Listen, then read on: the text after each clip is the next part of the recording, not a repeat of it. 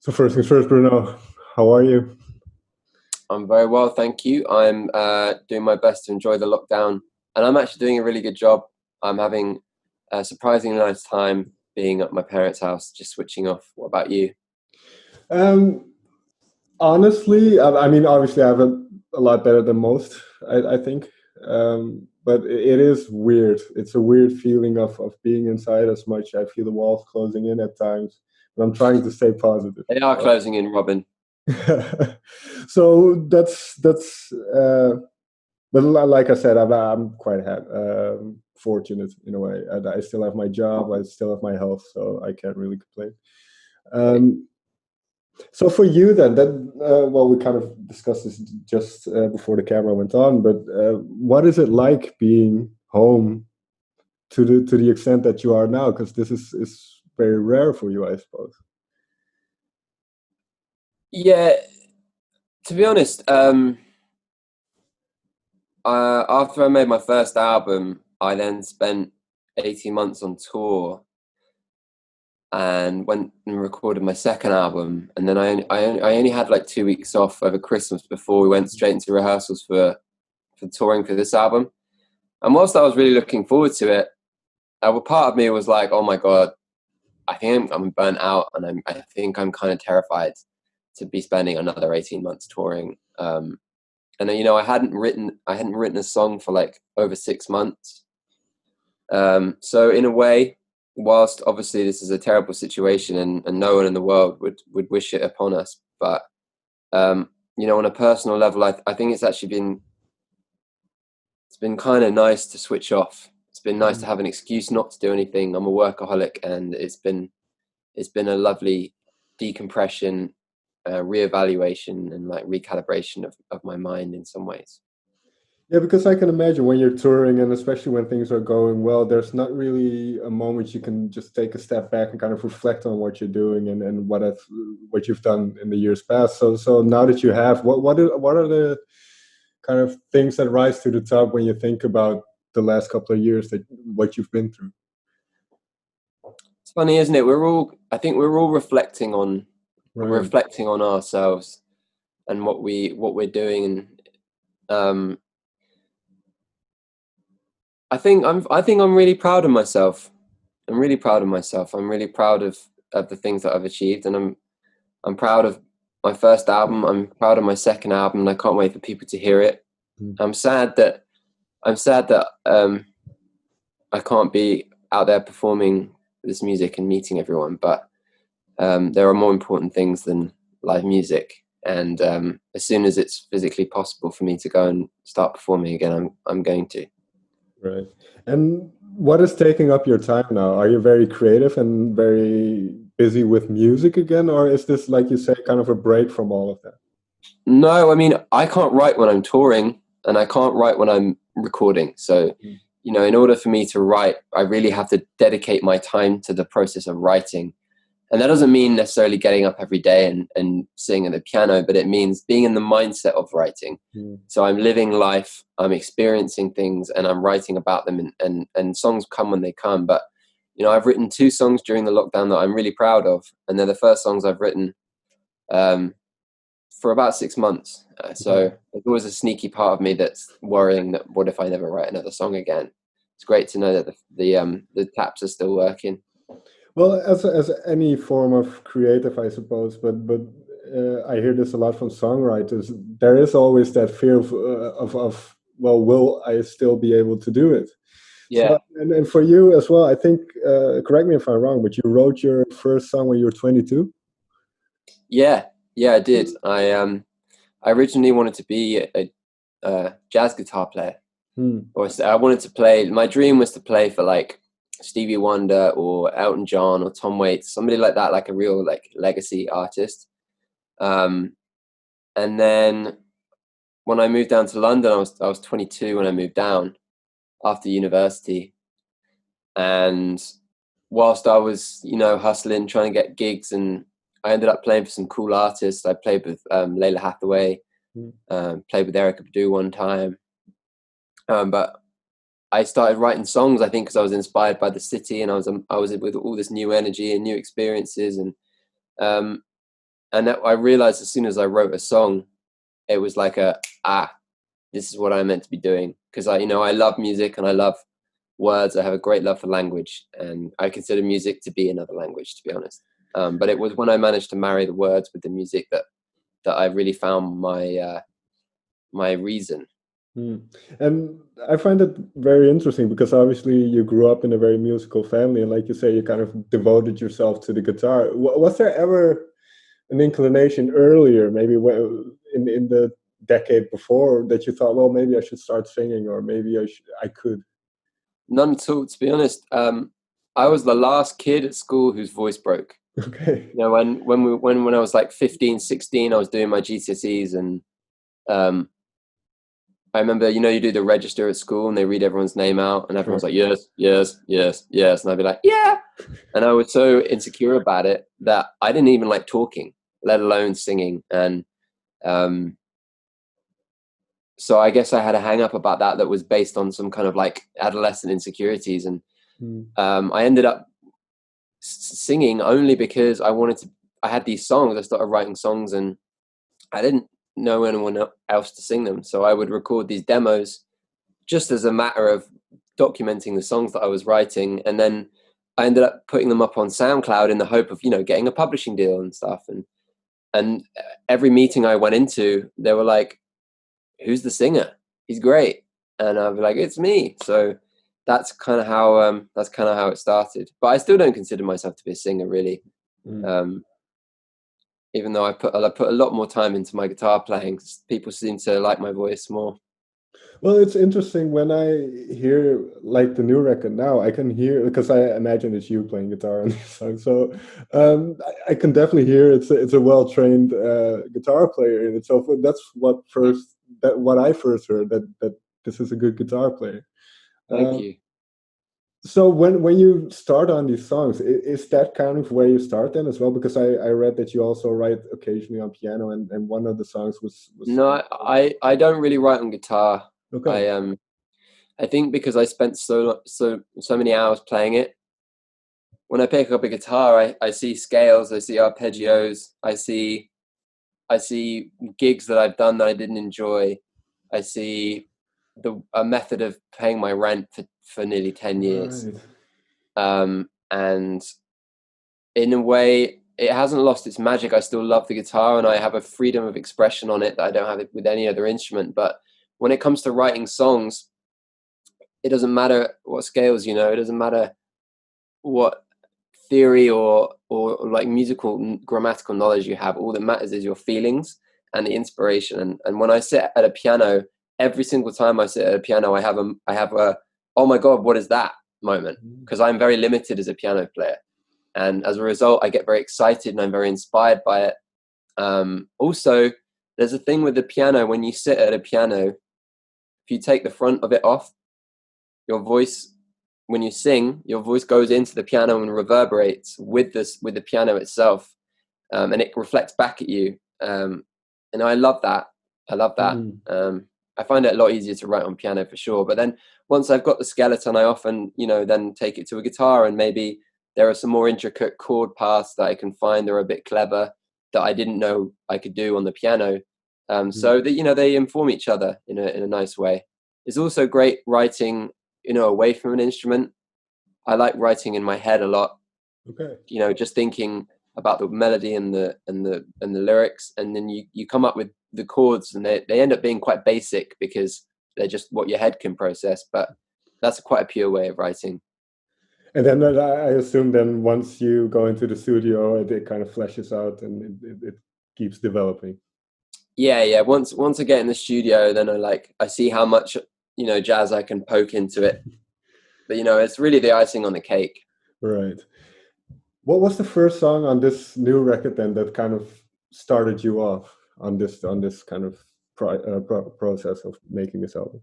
Well, I've got a kind of a unique situation because before I made my first album, I was signed to a record label, right? A major record deal that went badly wrong, and I was left in a period of nearly 2 years where I couldn't really release anything due to politics and just bollocks, basically. Right. But I was writing. I had, before I released a song for Every Moon, I had over 400 songs finished songs on my laptop. Okay. And that's albums and albums and albums worth of material. So when a song for Every Moon and this one, there are a couple of songs on there that I'd written a long time ago. Old Fashioned is on my new album, is actually one of the first songs I ever wrote. Okay. So I guess you could say it's old fashioned, but in terms of like the process of writing the song, I wrote Nothing, The Most Beautiful Thing, and I'll Sleep When I'm Older were all written in LA before, they were like the first three that I kind of put down of the new batch. Right. This time in LA when you wrote them, what was your mindset at that point? Where were you in terms of your kind of just in who you are? What kind of mindset were you? What kind of situation were you in? I don't know. I went to live in LA for 3 months because, to be honest with you, Britain in January, February, and March is not the place to be. Fair enough. It's miserable and cold, and nothing's happening, especially in the music industry. So, I went over there just to be somewhere else. I find I'm very much, as most artists are, all artists probably, a product of their environment. Right. If you put me in a drizzly, dark London flat, I'm going to write drizzly, dark songs. And if you put me in Silver Lake in a sunny Los Angeles in February, I'm going to write really nice, happy songs. So, some of the songs like The Most Beautiful Thing, I'll Sleep When I'm Older, Easily from the first album, they were all written in LA, and you can really feel it. And well, let's take one of those songs then, The Most Beautiful Thing.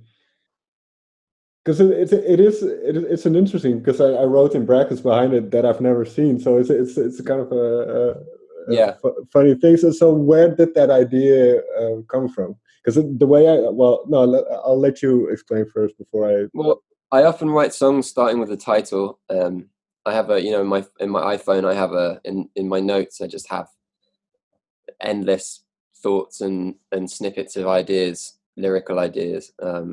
But the idea to write a song, The Most Beautiful Thing I've Never Seen, originally was like, what if I wrote a story about this kind of crazy guy who falls in love with someone on Instagram that he's never met?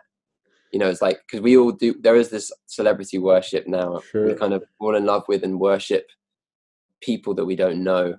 Maybe it's like on a deep level, it's kind of replacement of like deities, replacement of like gods that we miss from our culture now. But that was kind of the original idea. But then I kept that title, The Most Beautiful Thing I've Never Seen. And then when I met up with Phineas, it felt like he was the right person to write that song with. And then it kind of changed its meaning, and it became the idea of a soulmate. Someone on Twitter literally asked me a question about what love means to me, the second verse of the song, and I answered, it's a combination of circumstance and compatibility. And that was really the big idea behind the song. It was, I don't believe there is a soulmate. I don't believe that there is a twin flame for everybody on the planet. I believe that love is effectively a chemical reaction designed to make us procreate. It's compatibility and mutual experience developed over a period of time. But that doesn't really sing very well. So Sure. Most people just go with the true love thing for songwriting. But it was nice to mess around with that. No, that's an interesting thought, because that's where my mind went to as well. Where I think because of TV, because of music, all these kinds of things, we have this romanticized idea of love. I suppose this idea, conception of love, and the reality often is very different. It's a lot more work and a lot more. Yeah. So. Well, don't you find it fascinating that the word romance has those two meanings? So there is romance as in the romantic type of love, and there's also to romanticize about something, which is to remember it more fondly, right, and through rose-tinted spectacles, basically. And I'm sure the two are linked. No, I think so as well. Well, and what you said afterwards, this is going to maybe not make sense, but it reminds me of. Do you know who David Mitchell is? This is a British Of course. comedian. Yeah, he Yeah. has this Mitchell of Web show. They have this little skit about two people are getting married and him being very honest about what the situation. The most beautiful girl in the world. Well, she isn't really, is she? I mean, that kind of idea. So it's that. I like that idea of how we like to think about things and what the reality of things actually are. So have you, Yeah. your personal life, I assume, well, one thing that is mentioned in that particular song is being, I suppose, stood up on a date. Are those type of things autobiographical? Well, I mean, I just like to say that even though I have a sort of pragmatic approach to my opinion of love, I don't think that it's any less beautiful. I actually think it's more beautiful. It's sort of like my parents, they've been married for 35 years. I don't for 1 minute believe that they're soulmates, but I think it's so beautiful that two people have met, have a certain level of compatibility, and that have developed a deep love for each other over decades of mutual experience and hard work. That's more beautiful than Cupid, like, what's it called? Arbitrarily picking two Right. people and designating them with his arrow. Like, I think that's kind of dumb. But yeah, the being stood up on a date, that was kind of a metaphor for, for the idea that you may never, if you do have a twin flame, they may be born in Beijing and you may never have gone to Beijing. So that wasn't like a literal story. No, Although I but have been stood up once. okay, and then well, I'm not going to go into it. Never mind. But that idea then, do you take a lot of personal stories and turn it into music, or can these be stories of other people and people around you as well? Yeah, I mean, they're all. I mean, I would say the vast majority of them are directly coming from personal experience. Although somebody wiser than I once said, "Never let the truth get in the way of a good story." And I think that's the same. That applies to all songwriters. You can be so direct, but there's artistic license. You have to be able to be fluid with the truth in order to paint a believable picture. Because sometimes reality is stranger than fiction. Well, yeah, actually, I was reading a book by Hunter S. Thompson yesterday, and there's a line where he says a similar thing. I can't. It's going to be paraphrasing, but he says something like, "Fiction is truer than the truest reality," or something. A good fiction is truer than the truest reality. Something like along those lines. So yeah, I get what you're saying. And with that in mind, and you also mentioned kind of that idea of, not that idea, but what you went through with the major label and being dropped. And so a song like Tapestry, for some reason I connected it to that, but I'm not sure if that's correct. Yeah, well, Tapestry was a funny one. It was like after the my being dropped from a record label, and I got so disillusioned with I was like the classic music industry guy, and I was working as a songwriter and producer, doing all these sessions. Like every other day, I'd be in with someone who I wasn't necessarily very inspired by, or even into their music, and I'd kind of given up on my career as an artist. So I got a job working for a theatre company, writing music for Shakespeare plays. Okay. And I was, the most beautiful words that had ever been written. And all I had to do was put them to music. And I had this songwriting session that I nearly bailed on. I'd never heard of either of the people in the session. It was, at the time, Liv Dawson, who she hadn't put anything out yet, and Pharaoh, who was a very new producer. They ended up being two of my best friends. Pharaoh, I make all of my music with now. But yeah, on the way to that session, I was in the car with my mum for some reason, like a day before or something. And she said, I was talking to her all about all the stuff I was going through, and she said to me, all of this stuff will always be part of your tapestry. And I remember thinking that was such a beautiful sentiment. So I wrote a song about it. Yeah. And in that sense, are those things that you've experienced, are those kind of, well, I don't want to say the best thing that never happened to you, but in a way, when you look back now, is kind of being dropped from that label. Is that one of the kind of things you can look positively at now? Yeah, I mean, everything that you go through, it is the things that make you who you are. And you know, now I'm like flying the flag for independent artists, and I'm very proud to say that I released my music independently and I put it through my own record label, and you know, I do everything myself, and I have artistic freedom and all of that stuff. But the reason I am that person and the reason I believe those things is because I went through the major label system and it went really badly for me, and it did break me, and I did have to recover from it. But I would never have, I didn't know that. You know, most people think that the way that you become a successful musician in 2020 is you go on X Factor and Simon Cowell gets his magic wand and bestows you with riches and fame. And of course, it's an illusion. And of course, the only winner there is Simon Cowell. And all the contestants are merely pawns in his game of building a TV show. But people watch that. And then, you know, I used to busk on the street of London, and I get people coming up to me almost angrily saying to me, why aren't you going on X Factor? Like, what is wrong with you? You're talented. Why don't you just go on the show and then you'll be famous? And like, that's the illusion that's presented to us. And I think on a lesser level, there is a similar illusion with the music industry at large, which is that in order to become a big pop star, you got to have a big record deal. And some guy who lives in a record label with a suit writes you a check, and you know, and that's how it works. And it's not how it works nowadays. That can work for some people, but for the vast majority of artists, I believe that it's better to do everything yourself, keep the control, make the music that you want, put it on the internet, and Spotify and Apple Music and Deezer and all of the modern DSPs will enable your music to find its natural home. And this ties into then, I saw a post of yours recently, and this is something I like to talk about as well, but your definition of success, because that's kind of what it boils down to. What is your definition of success? Is that fame and kind of the glory that comes with winning an X Factor or whatever? Or is it a certain artistic expression? I think for you, it was very much the creative aspect of it. So... Yeah, 100%. I think it's necessary in order to be a healthy person mentally and creatively as an artist, to define one's success by your own terms.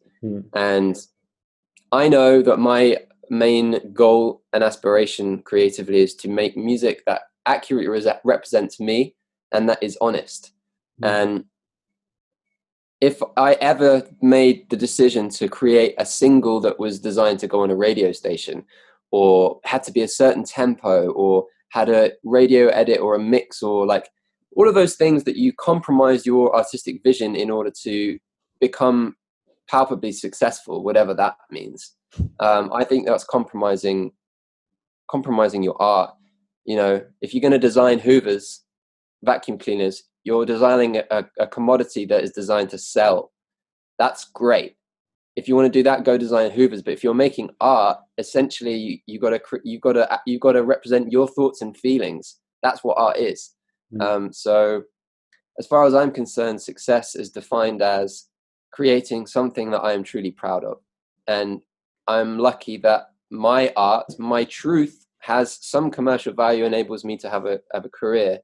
Some people are Ed Sheeran and they sell out stadiums. Some people are jazz musicians that play to 50 people. It doesn't mean their art is any less valid. It just means it has less commercial value. And that's the luck of the draw. The important thing is to not change your output based on any kind of outer perception of commercial success. I can imagine you've been through this music industry. Is that a difficult thing to do? Because I've talked with a lot of musicians over the years. It's not as easy a job as people might think. There's a lot of work. There's a lot of exhaustion in it. And when it comes to getting played and getting these gigs, is it difficult to keep that integrity and still kind of navigate your way through this whole industry? Yeah, I mean, it's a fucking minefield, to be honest, Robin. I have gone through the whole thing and realized that it's all complete bollocks. You don't need any of it. You know, you make your music that you want to make and you put it on the internet, and everything else that you think about, like PR and promotion and marketing and record labels, publishers, management, lawyers, live agents, all of these things that seem so incredibly important are secondary to the main thing, which is your music. Once you've made the music, and if the music is good, all of that stuff will follow naturally. You don't have to think about it. I think the only important thing that you really need as an artist is a good manager and a good lawyer. You need those two things, because they are the ones that protect you against all of the crap.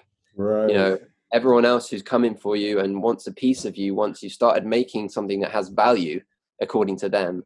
You need a good manager and a good lawyer to protect you against all of that stuff. But that's really your core team. Everything else is it doesn't matter. I think that's, you know, that was the issue for me, was growing up in a place like Northampton. I didn't know what it meant to get a record deal. That was a pipe dream. That was stuff you see in a movie. So, you know, when it was offered to me, of course I took it, because that's what I perceived as being the way that I was meant to go. But really, you don't need it. Just make the music that you want to make and put it on the internet. And if it's good, people are going to listen. And now, obviously, we're in a weird time where everybody's stuck at home, and then there's no events being put on, or no shows that can go on. So this is, like you said, you're very proud of what you've made, but it's now different in kind of getting it out to people.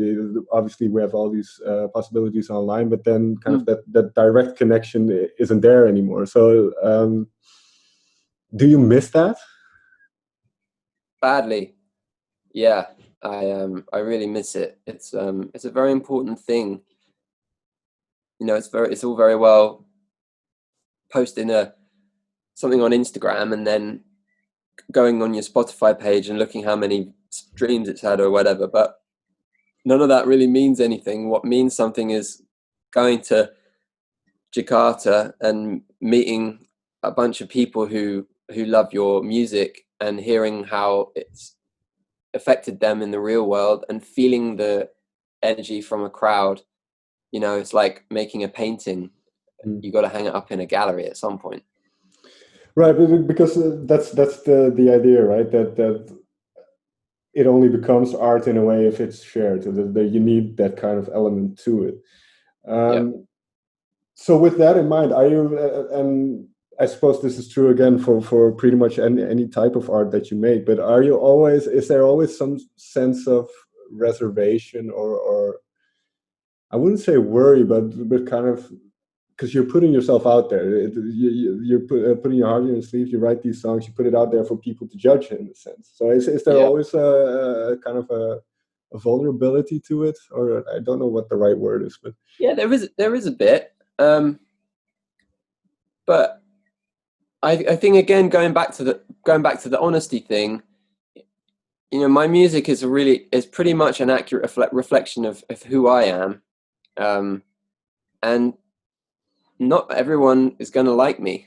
You know, I've met a few people over my lifetime who didn't like me very much, and that's okay. And if you don't like my music, that's okay too. It's a bit like being an artist is a bit like standing in the middle of Trafalgar Square with no clothes on and just being like, yeah, this is what I look like it or not. But that's okay. And I think, you know, in some ways it's like, it's the job of an artist to describe feelings that they have in a vulnerable way, that would help other people understand how they feel or communicate how they feel. Maybe somebody wants to tell another person that they love them and can't find the right words, so, you know, they can do it through a song or something. I think that it's important to be vulnerable. My friend Jimmy Napes once said, if you're afraid to say it, it's probably the right line. It's very true. So with that in mind, I suppose you don't censor yourself in it. I mean, I do a bit. Or is that again like in the same way that you shouldn't get drunk and write angry things on social media? It's right. probably the similar thing with songwriting. Because that's an interesting thought as well. Because I imagine, like you said, a lot can be from personal experience. So you're talking about, in some cases, about real people. Can I imagine that these people know it's about them, or is it kind of? Yeah, some of them do. What is that like? I don't know. Well, it depends if the song's a nice song or not. Oh, fair enough. Well, let's talk about Old Soul then, because Old Soul, I suppose, is about immediately after a breakup. So when you think of a song like that, and I can assume that it's based on at least some form of truth. So does a person like that know that song is about them? And the person that Old Soul is about doesn't know that it's about them. Okay. In fact, the person that the Old Soul is about, I've written a lot of my songs about. Okay. And she doesn't know that any of them are about her, I hope. Okay, so you want to keep it that way. Yeah, keep that one on the down low. Fair enough. I won't go further then. To round off, To Let a Good Thing Die. That's one of those. When did that title kind of solidify itself for you? Well, obviously, there's a track on the album. The album finishes with a track of the same name. For me, the album title has two meanings. One, it refers to the relationship that I was going through whilst making the album. That it ended because of life getting in the way. We lived in different cities, different sides of the world, and I was touring around the world, and it was really untenable to be in a relationship. But we did really care about each other, and it was one of those things. It was a really tough one to accept because in another time, in another place, that could have really worked. So that was the idea, to let a good thing die. But it extends to everything, in life in general, understanding the fleeting, ephemeral nature of life itself, and understanding that it is good and that it will end. But it also, on a secondary level, refers to the creative arc that was started with basically when I signed to that record label and made the album that never came out. Then I made A Song for Every Moon, my first album, and now with this one, it all feels to me creatively like one brushstroke, one idea, one movement and creative period of my life, which I think To Let a Good Thing Die has been the bookend to, and that is finished now. I want to, wherever my third album takes me, is going to be somewhere very different. It's very exciting. I have no idea where it is, but I know it's going to be a different place. Right. Well, last question then, because you mentioned you'd already written 2 songs during this quarantine, so you don't have to tell me what they're about. What have you noticed about those songs? What have I noticed about them? They are quite different. Sometimes I do this thing where I'll be listening to music and I'll just be listening to like Kendrick Lamar, and then I'll hear something in that song, and I'll just go and start playing like kind of in the style of that person, and that will lead itself into a song. So yeah, I think there's been a couple of like quite hip hop inspired things on the new album. It's a long way off. It's a long way off.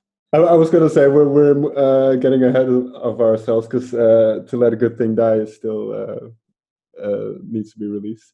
Yeah, it hasn't come out yet. So I wish you well with that record, and I want to thank you a lot for your time. Dude, thank you very much. Thank you for your time too, and I hope to see you soon. All right, take care. All right, bye, Robin. Bye. Bye.